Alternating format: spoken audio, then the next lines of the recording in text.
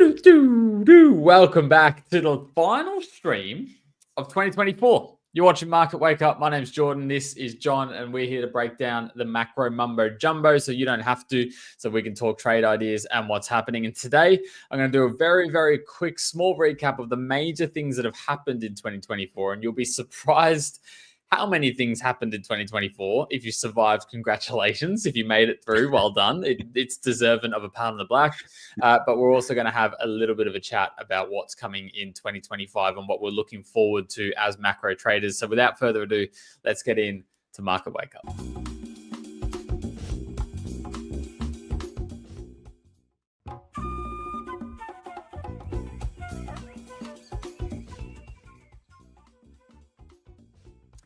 John, Merry Christmas and almost a Happy New Year. It's the 30th of December. We're almost there at the end of the year, but how you doing? Yeah, I'm doing really well, mate. I'm doing really well. I've spent a lot of time away from the markets, which has been really nice. The chaos from the markets. So yeah, it's been good. You know, it's been a nice Christmas, to be fair. Although I felt this year hasn't felt like Christmas, to be honest. I feel like it's just gone in a blink of an eye this year. Next thing you know, it was Christmas Day, and I was like, oh, I'm going around my sister's for Christmas dinner, so just kind of creeped up on me. But yeah, I've had a good time over the Christmas break. Had a little break away. I'm down south with family, so can't knock it. How was yours, mate? Had a good time? Yeah, no complaints. No complaints. It's been nice. The weather's been beautiful. It's been a lot of cricket. The India's versus Australian Test cricket. We literally a couple hours ago just gone up 2-1 in the series, heading into the final game. So it's been good. The tennis is getting started, so it's been lots of stadiums and trying to switch off. Probably a little bit too much beer, but I don't think that's a thing. I'm feeling good. I'm glad to be back. I also have been out of the market. At what point? That just reminded me. And good afternoon, Andrew, as well. Please define survive. You're still here, Andrew. I consider that surviving, but no, the year was a funny one. But I got a question for you, John. We are both at the point in our trading careers where we're happy when we take a break. We like kind of getting out of it. I remember when I was learning to trade and even really for the first kind of 4 years, I hated when the markets were shut. I just loved being involved. I thrived every moment to be somewhat kind of trading. I'd spend my Saturdays and Sundays back testing and looking at what point did you start going, I like a break? When I was very deep into macro analysis. I'm joking. No, do you know what? I still love this. Yeah. It's something that I adore doing. You know, learning about markets and stuff, learning about what's going on in the world is just something that I don't think will ever pass as love. I enjoy taking a break from it because a lot of macro stuff can be fairly negative.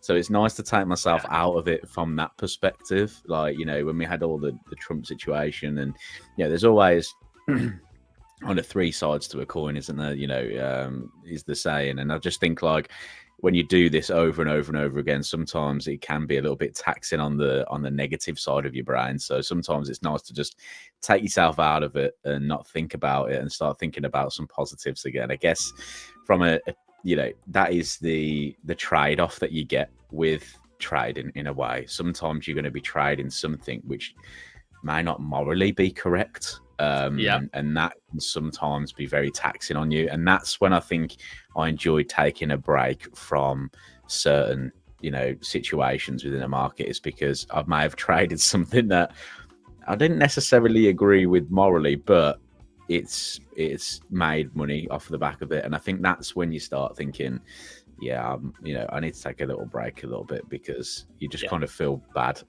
as a person. When you step out of the trader's shoes into the human shoes, that's when it's time to go, hey, let's take 5. Let's take 5. Let's no, I agree. It's been, and to be fair, the end of the year has been very much like that. I mean, the news that we've traded on a macro side of thing hasn't been positive. No. Most of what it is we have been trading is somehow in assets been perceived as positive, but I think overall a lot of what it is we actually have been trading, talking about week in, week out, writing about, it has been more of a negative tone. And that's not felt just by us. And I'm curious to know, Andrew and Andre, we've got two A's in here, if you guys feel the same. But I do find in some of the guys whose analysis that I like listening to, a lot of their writing and kind of tone over the past 4 months has been on that negative side. And it's just like, wow, that's interesting. Yeah. Why are you guys also feeling that? So now it is good to get through December. It is good to get to the end of December now. And I'm ready for 2025 now. I had a week break, which I don't even feel like was a break, but I have never been more ready to move into 2025. And you know, I discussed this a couple of weeks ago. The end of 2024 for me was very flat, very boring, not much happened. Moving into 2025 now, I'm ready to go. I'm ready to pull the trigger a couple times. The account's ready. So I'm really looking. I'm not pulling the trigger. I'm not pulling the trigger until after New Year, once we're in 2025. But I am looking forward to it now. I've got a few ideas that I'm ready to get involved in, and we've got a lot planned as well on the TradeDelicious and Market Wake Up side with people that we're going to be chatting to, which I just know are going to fill my brain with different ideas and challenge the way that I think. So I'm really looking forward to it. Let's usually at this point we do market leftovers and talk about last week. Last week, not much really happened because it was a holiday week. US dollar didn't move. Swiss franc, though, did some interesting movements. I want to use the market leftovers to look at 2024, the whole of 2024. And I'm going to challenge chat first. Musclay, good morning to you. Welcome in. Chat, I want to know your thoughts. What was the biggest event that you traded and or saw through 2024 that's left a stain? What's something you're going to tell your kids about? What's something that you traded through, you watched, you were a part of, whatever it might be, that moved markets in 2024? Now, I've got a couple. And there was some I just literally completely forgot about, which is incredible to say. Is there one that stands out to you, John? Do you know what? Towards the end of the year, I think with the kind of breakdown of the China stimulus really kind of kicked on a lot of markets. I think one big standout point for me was when we made the bet about euro dollar going to 112.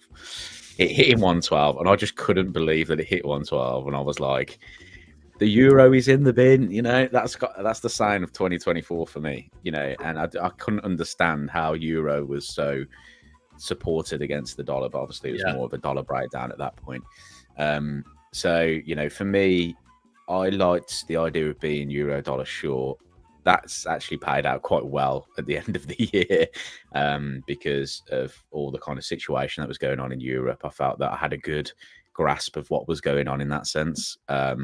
So that one played out pretty nice. That stands out to me as probably one of my sort of I guess trades of the year, you know, if I'm going to talk about it. The only other one I had was silver from $22. I think that was pretty good. So, silver was, silver was a great call for me to not make a cent on it. I made the analysis, I made the calls. I didn't make any money on it. So thanks for reminding me of that one. To be honest, I completely forgot about silver. I put that out of my mind. But there's a few, like if we're talking on a trader perspective, there's a few, the commodities, the seasonal plays this year were just fantastic. The seasonal plays really came through strong for me this year and great. But I think my favorite trade of the year was the Bank of Japan. It had to be the carry trade unravel. Now, I didn't necessarily catch the carry trade unravel, but I did catch the intervention. And I think the Bank of Japan, US dollar, Japanese yen was probably my favorite pair for 2024. It'll take the gold medal for analysis as well. I think I nailed almost every movement on US dollar, Japanese yen throughout 2024. So I was very, very happy with the way that played out. Now, I actually had a 8-9 month long position into April this year on shorting the Aussie dollar as well, which was another great trade, which once again, I've just completely forgot about. I mean, April seems like it was just 4 years ago. Like it so much has happened between April and December that I'm just kind of like, oh, I don't even know. And most of my money was made prior to April. My best trade there for me is the Bank of Japan unravel, which was a beauty. Andrew's got one for me. It's the US dollar weakness around September at 100-ish before going strong up until now at 108. That's your trade of the year. Well done, Andrew. Well done. The US dollar strength isn't something I picked. I can tell you that honestly. Into the end of the year, the US dollar strength wasn't something I was forecasting nor trading. So that one, fair play to you, Andrew, because that one beat me. Yeah, we did kind of touch upon that in the. I don't know. It was sometime earlier in the year. I think we were talking about election cycle seasonals. Yeah. And I think I pointed out that it's usually a 3-month run up towards the election where you get the strength, but we didn't quite have that this year. It was more of like a last-ditch run in October of a big bullish move. So seasonal wasn't quite nailed on for that one, but we did get that last sort of month push up on the election for the US dollar. But yeah, that was a good move as well, and that's what kind of was the catalyst for my euro dollar to move lower as well, which I was thankful for. Look at that. After it hit 112 though, but regardless of that, and actually we close out 2024 with a 2-0 betting rate, right? We do. And right? I still need to send you some beers. Yeah, I'm still waiting, John. What's going on? But no, so I'm just going to go through Fresh Squeeze here. Quick little look into what happened in 2024, some things you might have forgotten. I think it'll be very hard to forget, but Trump won the election once again. We went through that whole election process, which is quite recent, quite fresh in your mind. Tech stocks led the rally for S&P 500 to hit all-time highs moving through. We also seen Bitcoin get reignited. And cryptocurrencies towards the end of the year make its way. ETFs and things like that launched through 2024 for cryptocurrency. Quite a big year for cryptocurrency in terms of progression. Geopolitically, we've seen the Middle East drama expand, not only in Gaza and Israel, but also up into. Why have I just completely blanked on where I'm talking about here? But into Hezbollah and Iran and the whole region. Sorry, my brain's just not functioning there. But and that obviously seen massive impact on oil prices, on assets like the Canadian dollar and even the NOK, those heavily oil orientated assets. And Russia-Ukraine war continues and much longer and stagnated war than I think was expected when all this kicked off, but that still keeps applying pressure in the euros, keeps still applying pressure in the Great British pound as well, and different gas prices and well, they want the wheat fields of Ukraine, don't they? So there's a lot to read into there, but that's still going on. 2 assassination attempts on Donald Trump, which a lot of people have already forgotten about. Those were quite large. Chinese economic woes. Who would have thought going into 2024 that the economy that would be in the most trouble would be China? I can tell you at the start of this year, I wouldn't have picked that. At all. So that's really interesting to watch. Little bit of a theme that shaped 2024. I've got 3 things for you. The one is the de-dollarization, and that's your other nations trying to get away from the US dollar. I won't point fingers. I won't name names, but we have seen people trying to move away from the US dollar. AI trading has really come in. I think when you look at any kind of earnings report or Apple releasing a new phone, their webinars, the things they do, I think AI might be the most said word of 2024, especially on a corporate level. AI takeover, absolutely nuts. And then the extreme weather that we've seen, in particular in Brazil and in South America, has massively affected crops. We've even seen it in the US. Obviously, we had different cyclones and hurricanes move through the US as well. Crop production through 2024 has sucked, and commodity prices have reflected that. There's a quick little recap of what I've experienced through 2024, what we've managed to trade through 2024. Have I missed anything on your side there, John? Don't think so. I'm not going to mention the euro again, but because I feel like I talk about the euro way too much. It's not healthy. My relationship with the euro, but no, it's euro political unrest has been one that I think is going to carry on into the beginning of 2025 anyway, because we've got elections coming up in Germany in the new year as well. So I don't think the story around the euro is quite done just yet. Although, I was still looking for that sort of euro long play from a seasonal perspective, and from a sort of commitment of trader perspective. But coming into the last 2 weeks, the volumes were going to be light anyway, so I didn't really expect any kind of big moves. We haven't really seen much of that. The only thing that I've done really well out of is Euro CAD long. I've still been in that kind of position, so that's the only one that's been doing pretty well for me at the moment in terms of trying to buy that euro in terms of a seasonal play. But other than that, not really seeing those kind of moves that we were expecting to see. Yeah, I agree. Andre's popped in and said, for me, it worked quite well shorting silver the last month or so with COT analysis. Andre, I've got to ask, people into COT traders. Were you a COT trader before this man? I've got to ask, were you a COT trader before this man? But COT giving bearish signals and retail sentiment still pretty strong. I'm generally curious, were you a commitment of traders trader before this man stepped in? Look, let's change what everyone's seeing rather than our beautiful faces just for a split second. And I'm going to throw it over to you, John. VIX, where are we at? Oh, God. Oh, I have no idea. I have no idea. I know. It's been a little minute. What I do know is stock market's been down for a little bit. Stock market has been down. Yeah. Is it enough to have seen prices rise astronomically? When was the last time you've seen the VIX? Hey, look at me.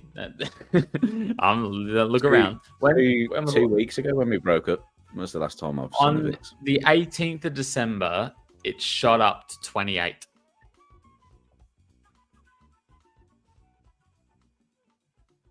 Well, I'm going to say it's probably around a similar level then. I'm going to say 26. 17. What? It's a 17. What? Is it really? It shut up on the 28th and just come straight back down. Oh, okay. Yeah, there you go. That in typical VIX fashion, it showed itself. Andre was a commitment of traders report, but he's given me good insights. That's good. It's good to know you still, you still get brownie points. You played that well, Andre. Well done. You played that well. But VIX is sitting around 17. You're right. We're seeing a little bit of a sell-off in the S&P 500. Very common trend we're seeing right now. Push, push, push, slow, really hard push, quick flash crash. Push, push, push, push, push, really slow, quick flash crash. Push, push, push, push, really slow, quick flash crash. That means investors, essentially, in my perspective, that tells me investors aren't willing to hold. The people that are buying this up are a little bit fearful of what a flash crash could mean. Look how quickly people get out compared to how quickly people get in. You are getting people buy the dip, yes, but above that dip, I mean, look at the price action here, here, and here. It is not sexy. It's like, get back to where we started, buy the pullback, sure, buy it up, get back to where we were, and then what? No one else is buying. Buy the pullback, buy the dip, yep, get up, get above where we were, then what? And then drop, same thing, drop, same thing. We are seeing that kind of drop, buy the dip, which I've never really seen this price action before, John, if I'm honest. I think seeing it so consistently over the past 4 months is interesting. It's interesting to me. I still don't think we should be at all-time highs, but it is what it is. Moving into 2025, John, I want to know your thoughts and your personal thoughts. S&P 500, what are we looking at? Oh God! Why would you throw that on me?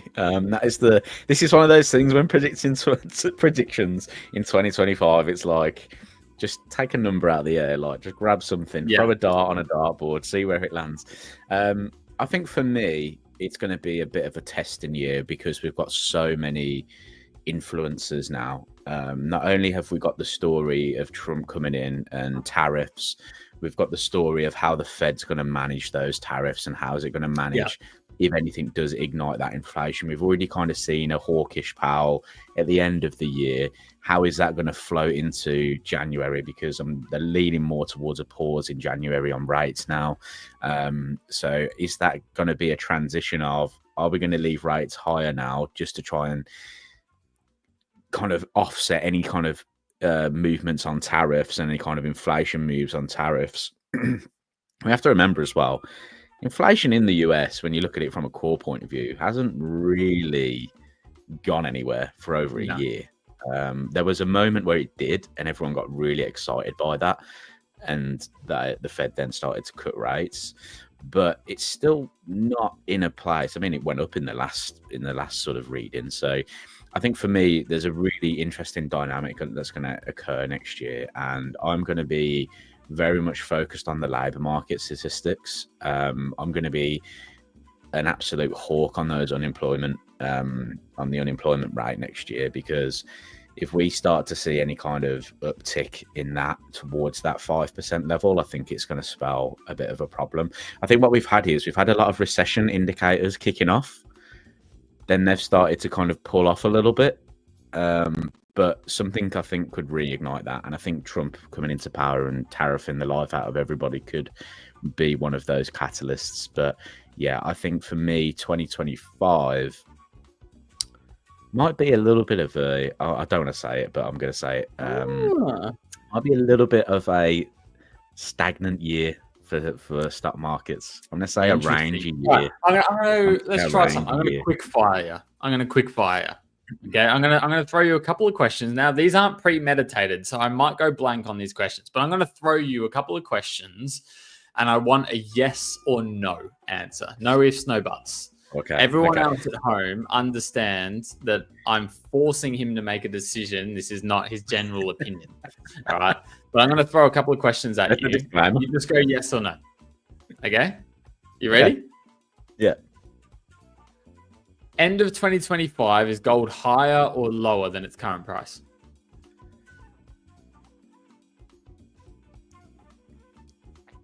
Nope. Okay, I realized the question was wrong there, but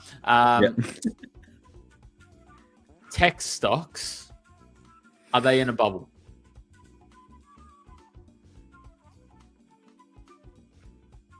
I want to answer with more than yes or no, but I'm going to say yes. Interesting. Is Jerome Powell still in his job the end of 2025? When's his contract run out? I don't know. Is it May? If his contract runs out in May, then no. Trump's getting in offers. No. I wanted to. Will the euro still be in the bin? Yes. Okay, that one you had more confidence in. I do, yeah, because I just think like they're politically are battered.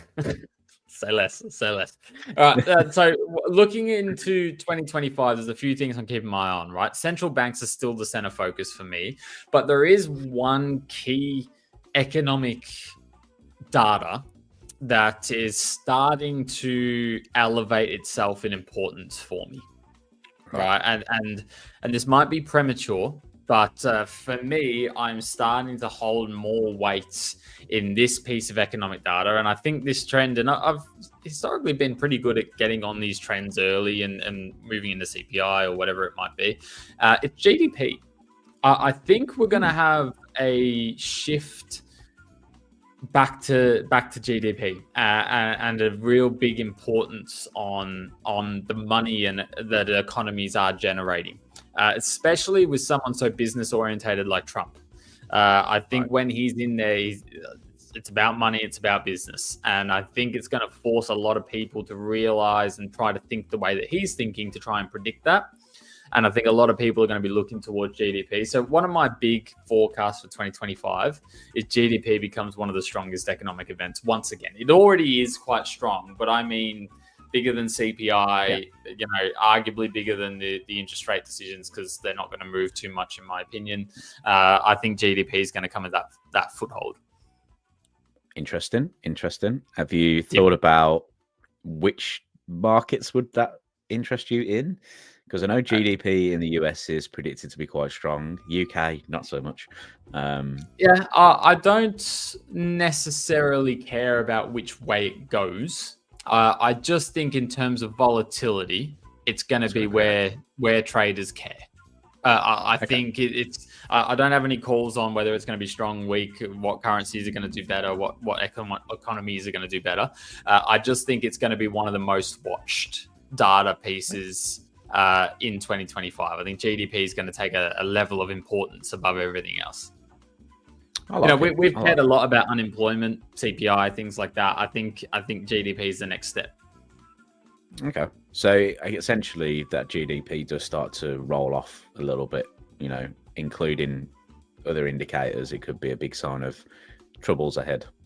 Or the opposite. Or the opposite. Geopolitical events. I think the Middle East tensions aren't done. I know we've cooled down, but I think in 2025 they're not done. Once again, I think if Trump's in office, things will look a little bit different there. If you didn't see, he uploaded a photo. I think it was the Suez Canal and called it the American Canal last week, which I was, wow, that's brave. That's really impressive. So I think there's going to be renewed tensions in and around the Middle East. Oil pressures are tough. I think oil is going to struggle through 2025 honestly there. And I think things like your favorite asset, soybeans, are also going to trouble. I think through 2024 itself, growing conditions for that have been okay. Moving into the end of the year, I think the harvests in 2025 are going to be quite thorough. And the bad news about that means you get very nice supply. Which means you outweigh demand, and I think those prices might struggle. So moving into 2025, coffee and soybeans, I'm going to have less emphasis on the seasonal patterns just because I think they may be a little bit weaker on my side. Already mentioned GDP reports obviously being arguably one of the most important for me. AI developments is something that keeps popping up. Now, do I think it's going to affect the markets? No. But do I think it's going to affect where people are investing in terms, like trading wise? A lot of people say, "Oh, the trading bots are shorting here," but I don't care about it. I think the trading bots are just doing whatever humans tell them. I'm interested to see what AI tools come for traders like you and I.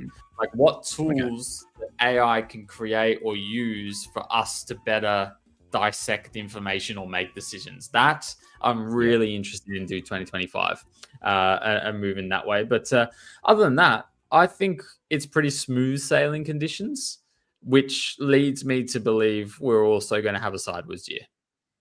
Yeah. I just got a feeling that we're probably going to have a good start of the year. I think we're probably going to see a decent start to it all, but I just don't see it having a year like we've had this year. Put it that way. The year that we've had. Well, obviously, it's going to be more traumatic. It's going to be more. It's going to be more. The problem is, it's going to be more reactive. I think the market's going to be more reactive more than anything because of Trump coming back in, and that's what we were kind of familiar with back when he was in power before, was that a tweet could change the dynamics of a market, which is just absolutely insane. So I actually need to load Twitter back up on my phone and hit the notification bell on Donald Trump's social media. So again, this is the trade-off. This is what I was saying earlier. The trade-off is I've got to now re-download Twitter and log in, or maybe I should get his Truth Social and add some statistics there. I don't even know where you get that. I don't even know. I've never actually ventured onto that. So yeah, I mean, we're going to have to. This is the problem. We're going to have to be less. As a trader, I want to be less reactive to what the market does in that sense, because I just know that it's going to be those moves where we get a reaction from a tweet, but is it going to be something that's followed through? That's what we're going to have to try and navigate this year. That's going to be scary. On that, let me change your thought process. Okay, what if you weren't reactive, but you faded the people that were? That's what I'm kind of alluding to. Yeah. So I'd rather fade those moves. my trading style fits this perfectly, right? But if we do go back to the meme stock idea of a tweet means short and buy and move, and everyone goes nuts, and especially with Elon having a part in the office as well, and everything, they're going to be so active on social media. It's going to be ridiculous. They already are, and they're not even in office yet, and it's moving markets. In the event we do see something like that, I think fading some. I knew a guy, crypto trader, who created a system that scanned Twitter, found the most talked about things and shorted it. Made ridiculous amount of money. The hit rate was incredible. I wonder if the AI tools that we discuss here, John, is perhaps 2025 is going to be the year for range bound fading. I think so. Sounds like a sentiment indicator, that one. And I'm quite familiar with sentiment indicators. So, yeah, I think for me, I see range bound markets in 2025. It's going to be difficult to pick direction, I think. And range bound trading isn't necessarily bad, because there's I've done it for usually 8 years. Well, it's usually very clear defined areas that we can do business at. So I think it's just a lot more testing in terms of patience. Might be a bad year for me in terms of currency strength and weakness, because that's where I do a lot of my plays. So that might be a little bit more difficult for me. How do you manage that? If you're going in? Obviously, the stock market could run to all-time highs tomorrow, and we just be eating our words right now. And 2024's proved that very may happen, right?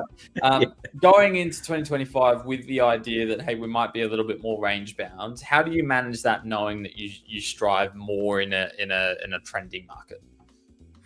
Well, I'll probably be a little bit more, I'd say, disciplined. So, and that's a weird thing to say because I should be disciplined already, but you have moments where when you get these trending conditions, sometimes you get a little bit more trigger happy on what's going on because the conditions are there to kind of jump on the back of. So I think I'll probably be a little bit less sort of a little bit less mouse trigger happy on certain moves, and I'll probably play the higher time frames a little bit more. To be honest, I'll probably wait for a lot more confirmation on stuff, and just probably just tighten up a little bit of risk management. I'd probably be happy with a lot of break-even trades coming up in 2025, to be honest. So I think I might just be a little bit more aggressive with how I move my stops and stuff, but we'll wait and see how that actually does play out, because I might be saying that and then I might have a great year. I don't know. So there's going to be a lot of moments for trending conditions. It's just making sure that I pick those right markets, and hopefully I have a system in place that allows me to continue to do that like I have been doing. But there's been some markets where I've had great opportunities. I think one that I recall this year as well was pound Swiss short. There was a really nice opposing commitment to trade signal where we were short pound, buying Swissy, and that played out really nicely, and I made a lot on that. But then I gave a lot back because the trending conditions were kind of there, but they had gone, and I was still looking for that move back, and I still tried to add in on a pound Swiss short, which just ended up bouncing back to the upside. So things like that I need to be a little bit more disciplined on, especially if I know that the year that we're going in can be a little bit more rangy. I mean, US dollar Swiss francs already kicking off the range bound, and we know Swiss National Bank are trying to force that anyway, because they're saying go either way, we're going to intervene. It's an interesting one, but Swiss francs have been moving strange in the past couple of weeks, which has just been fascinating to me. I think the year of 2025 is the year we launch 1 + 1 = 0. I think through 2025 there's going to be an account that is launched where we are joint going to manage some positions, because I like the way we challenge each other. I like the way we use different, and we can hedge against each other. I'm keen to see if we traded as a collective, whether or not we'd help each other or hurt each other. Yeah. But I am keen to figure it out. But guys, that's going to wrap us up for 2024. We will be back next week for the first stream of 2025. We also, late January, are going to be doing a special event talking about our best seasonal plays for 2025. And we're going to be joined by some phenomenal experts as well. More information about that will come out soon. But thank you so much for your support throughout 2024. We hope you've enjoyed the content. We hope you've enjoyed us too, just sitting here talking about our positions and how we trade. John, I've enjoyed thoroughly having you here, be a part of it, and to have these conversations every week and on stream, in the videos, in the newsletters, everything. Let's move into 2025 and let's do it big. Let's get set up, and guys, let's all do it together. Let's all do it together. Let's if you got questions, Andre's popping them in. I'm gonna finish on this last question just because I know he's probably spent about 6 minutes writing it because it's a book. But I'll jump into this real quick, Andre. But I just wanted to make sure I said thank you to everyone for your support over the past few months launching this channel and moving into 2025. I'm really looking forward to it. Andre, to finish us off, what's your take right now on the yen? And for you, think the pound will remain strong relatively to the majority of the other currencies, even if the Bank of England become more dovish. So the levels to this question. My take on the yen is a tough gig. We're moving back to intervention levels. I didn't think we'd be this high. Honestly, I was a little bit bullish. Yen, and it's taken me by surprise. I think it's more the US dollar that's pushing that. My take to the yen, first 6 months of 2025, bullish. I think there's more value in going long the yen than there is shorting the yen. Let's say that. I'm not necessarily buying the yen, but I think there's more value going long than shorting. The pound, I think it's a waste of time. I think it should be devalued and added into the euro, and no one should ever talk about it again. No, I'm winding you up. I'm not too sure on the pound. I think they've got a little bit of geopolitics to make their way through. I think you need to see an ease of conditions in Eastern Europe with Russia and Ukraine, and obviously internally they've got a lot of politics they need to work through in order to get to a point where I feel comfortable investing in it. If you're comparing it to the rest, I do see more value in other currencies. I don't necessarily, once again, want to short the pound, but if I'm comparing it to other currencies, I definitely see more strength. Thoughts, John? Yeah, I agree with the yen sentiment. I think the yen is a market that I'm quite interested. I was looking at the 10-year government bonds of yen recently, and they're back at very high levels where we've seen kind of intervention in the past coming in recently. So I'm very interested in that sort of play again on the yen. From a pound perspective, for me, I think, if we look at what the central bank's been doing, Bank of England have kind of left rates higher across, a little similar to the RBA, but Bank of England have actually moved on rates. I think the UK's growth, so if we talk about GDP, is meant to actually stay fairly low. And I feel that the Bank of England may have to cut a little bit more aggressively later, I would say mid to late 2025. And I think that's where an opportunity could come for the pound. There you go, guys. Thanks for an awesome year. I hope you've enjoyed it, enjoyed the content. Let's keep going. Let's take the momentum into 2025. If you haven't already, make sure you hit the subscribe button. We upload 2 videos per week, a live stream, and do a newsletter every Friday as well. So link in the description if you want to sign up for that newsletter. John, we'll see you next week. See you next week. Cheers.